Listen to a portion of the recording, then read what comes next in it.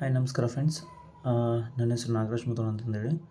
So ಇವತ್ತು ನಾನು ನಿಮಗೆ ಕ್ರೆಡಿಟ್ ಕಾರ್ಡಿಂದ ಅಮೌಂಟ್ ವಿಡ್ರಾಲ್ ಮಾಡೋದು ಹೇಗೆ ಅಂತ ಹೇಳ್ಕೊಡ್ತೀನಿ.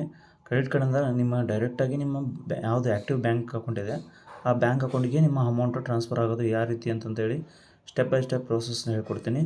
ಸೊ ಯಾರೆಲ್ಲ ನನ್ನ ಚಾನಲ್ಗೆ ಸಬ್ಸ್ಕ್ರೈಬ್ ಆಗಿಲ್ಲ ಅಂದರೆ ಈ ಕೂಡಲೇ ಸಬ್ಸ್ಕ್ರೈಬ್ ಆಗಿ ಈ ಕೂಡಲೇ ನಿಮಗೆ ಬೆಲ್ ಐಕನ್ನ ಕ್ಲಿಕ್ ಮಾಡಿ. ಈ ಥರ ಕಾಂಟೆಂಟ್ಗಳಿಗಾಗಿ ನಿಮಗೆ ನೋಟಿಫಿಕೇಷನ್ ಬರ್ತಾನೆ ಇರುತ್ತೆ.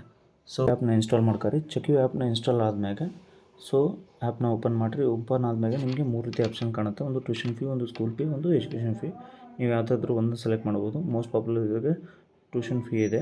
ಸೊ ಅದನ್ನು ಸೆಲೆಕ್ಟ್ ಮಾಡ್ಬೋದು. ಅದನ್ನು ಸೆಲೆಕ್ಟ್ ಮಾಡಿದ್ನಪ್ಪ ಅಂದರೆ ನೀವು ಯಾವುದಾದ್ರೂ 20,000 ನಾನು ಹಾಕಿರೋದು. ನಿಮ್ಗೆ ಯಾವ್ದು ಇಷ್ಟ ಅಲ್ಲ ನೀವು ವಿಡ್ರಾ ಮಾಡ್ಬೇಕು ಅನ್ಕೊಂಡಿರೋ ಅಮೌಂಟ್ನ ಅಲ್ಲಿ ಎಂಟ್ರ್ ಮಾಡಿರಿ. ಎಂಟ್ರ್ ಮಾಡಿ ಆದಮೇಲೆ ನಿಮ್ಮ UPI ID ನ ಹಾಕಿರಿ.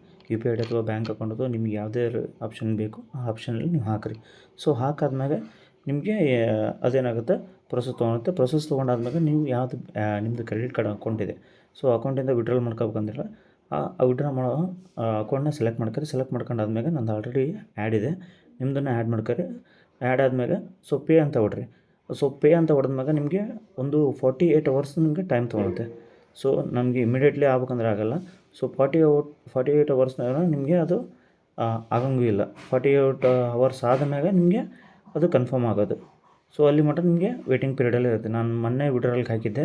ಸೊ ಅಂದರೆ 6 ಡಿಸೆಂಬರ್ಗೆ ಹಾಕಿದ್ದೆ. ನನಗೆ ಕ್ರೆಡಿಟ್ ಆಗ್ತಿರೋದು 48 ಅವರ್ಸ್ ಆದಮೇಲೆ. ಅಂದಪ್ಪ ನಾನು 6 ಡಿಸೆಂಬರ್ಗೆ ಹಾಕಿದ್ನಪ್ಪ ಅಂದರೆ ಸೊ ನನಗೆ 8 ಡಿಸೆಂಬರ್ ಅನ್ನೋದ್ರಲ್ಲಿ ಕ್ರೆಡಿಟ್ ಆಗಿತ್ತು. ಸೊ ಯಾರ್ಯಾರೆಲ್ಲ ಇದನ್ನು ನೋಡಿ ಯೂಸ್ಫುಲ್ ಆಗಿದ್ದರೆ ಲೈಕ್ ಮಾಡಿ, ಕಮೆಂಟ್